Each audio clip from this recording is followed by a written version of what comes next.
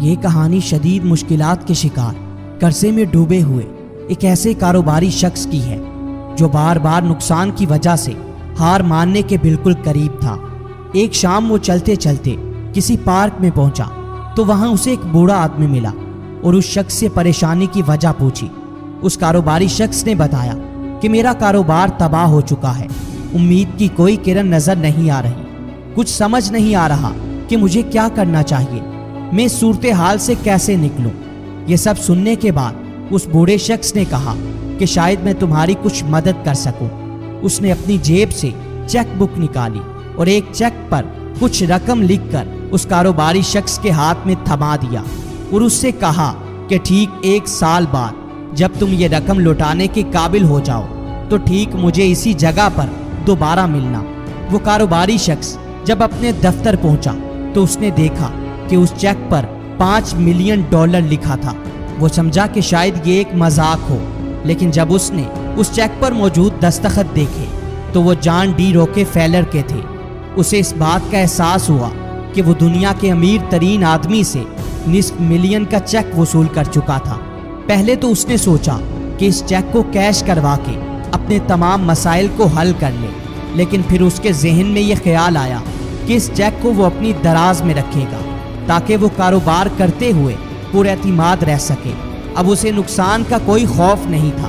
کیونکہ وہ جانتا تھا کہ اس کے پاس ایک بھاری رقم موجود ہے، لہٰذا وہ بے فکر ہو کر اپنے کاروبار پر واپس آیا، دوبارہ سے نئے معاملات طے کیے اور ٹھیک 1 مہینے بعد وہ پھر سے بلندی پر پہنچ گیا۔ اس کے تمام قرضے ختم ہو گئے اور اب وہ مزید پیسہ کما رہا تھا اور اس کا شمار دنیا کے امیر ترین لوگوں میں ہونے لگا تھا۔ 1 سال بعد جب وہ کاروباری شخص اس بوڑھے آدمی کی بتائی ہوئی جگہ پر اس کی رقم لوٹانے پہنچا اور اس آدمی سے ملا تو وہ بہت خوش تھا۔ وہ سوچ رہا تھا کہ وہ اسے اپنی کامیابی کی داستان سنائے اور اس کا شکریہ ادا کرے، لیکن عین اسی وقت وہاں ایک نرس پہنچی اور اس کاروباری شخص سے کہنے لگی کہ یہ بوڑھا آدمی پاگل ہے، اس نے آپ کو زیادہ تنگ تو نہیں کیا، یہ خود کو جان ڈی روکے فیلر کہتا ہے، اس کا دماغی توازن درست نہیں ہے۔ جب یہ الفاظ اس کاروباری شخص نے سنے تو وہ حیران رہ گیا، کیونکہ جس چیک پر اعتماد کر کے وہ کامیاب ہوا تھا وہ محض ایک کاغذ کے ٹکڑے کے سوا کچھ نہیں تھا۔ لیکن یہاں سے اس نے ایک بڑا سبق ضرور سیکھ لیا کہ کوئی بھی شخص نا امید اور مایوس تبھی ہوتا ہے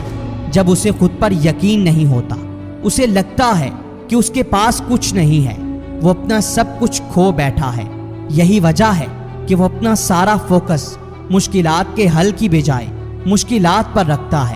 جس کی وجہ سے وہ کبھی ان سے نکل نہیں پاتا۔ اسے اس بات کا احساس ہی نہیں ہوتا کہ قدرت نے اس کے اندر کتنی قابلیت رکھی ہے اور دنیا کی کوئی طاقت بھی اس کی قابلیت اور خود اعتمادی سے بڑھ کر نہیں ہو سکتی۔